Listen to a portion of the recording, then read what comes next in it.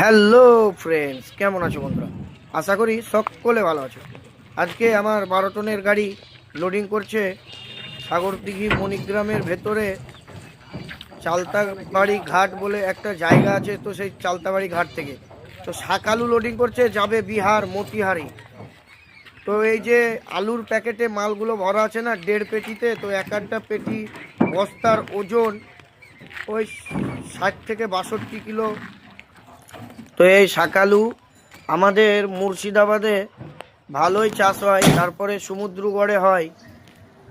তো শিয়ালদা কোলে মার্কেটে গোটা 2.5-3 মাস মতো র্যান্ডামলি চলে, ডেলি ট্রিপ হয়। তো আমার গাড়ি লোডিং করার পরে চলে এলো সুখীর মোড়ে ইন্ডিয়ান অয়েল পেট্রোল পাম্পে। তো ওখানে দাঁড়িয়ে তেল ভরে দিলাম 13,000 টাকার। আমি গিয়েছিলাম আমার খালাসিকে দিতে, আমার খালাসি লোডের সময় গিয়েছিল না, ড্রাইভার গিয়েছিল শুধু। তোমরা দেখতে পাচ্ছ এই 12 টনের গাড়িটা আজকে এখন রাত্রি 10টা নাগাদ ছাড়বে। 650-700 কিলোমিটার মতো রাস্তা মতিহারি, গুড়গুড় গুড়গুড় করে যাবে, রকেট টিপ না।